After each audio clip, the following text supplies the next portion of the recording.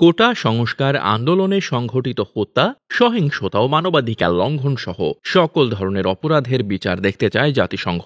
এ ঘটনায় জড়িত সবাইকে জবাবদিহির আওতায় আনা প্রয়োজন বলে মনে করে সংস্থাটি।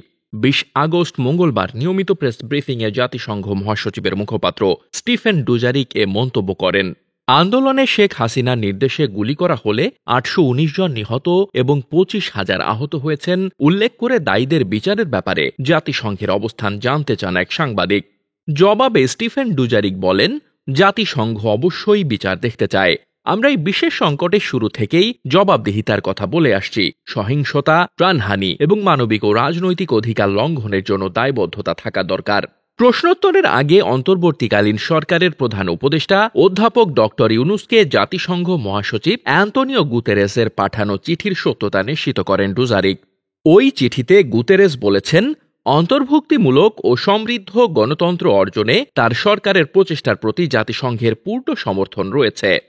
চিঠিতে অধ্যাপক ইউনুস অন্তর্বর্তীকালীন সরকারের প্রধান উপদেষ্টার দায়িত্ব গ্রহণ করায় শুভেচ্ছা জানান জাতিসংঘ মহাসচিব। ১৯ আগস্ট সোমবার রাতেই প্রধান উপদেষ্টার প্রেস উইং চিঠির বিষয়টি সংবাদ মাধ্যমের সঙ্গে শেয়ার করেন।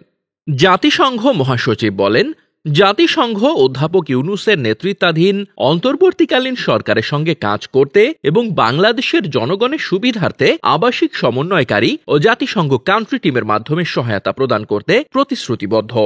গুতেরেস আরও বলেন, আমি বাংলাদেশে শান্তি ফিরিয়ে আনা এবং সংসদ নির্বাচন আয়োজনের প্রচেষ্টাকে স্বাগত জানাই। অন্তর্বর্তীকালীন সময়ে অধ্যাপক ইউনুসের নেতৃত্বে সহিংসতা বন্ধ, জবাবদিহিতা নিশ্চিতকরণ, আইন শৃঙ্খলা পুনঃপ্রতিষ্ঠা এবং গণতান্ত্রিক নির্বাচনের পথ তৈরিতে গুরুত্বপূর্ণ ভূমিকা পালন করবে বলে মন্তব্য করেন জাতিসংঘ মহাসচিব। চিঠিতে লেখা এ প্রসঙ্গ টেনেই নিয়মিত প্রেস ব্রিফিংয়ে হাসিনার বিচারের ব্যাপারে জাতিসংঘের অবস্থান জানতে চান ওই সাংবাদিক। Desk report, বার্তাবাজার।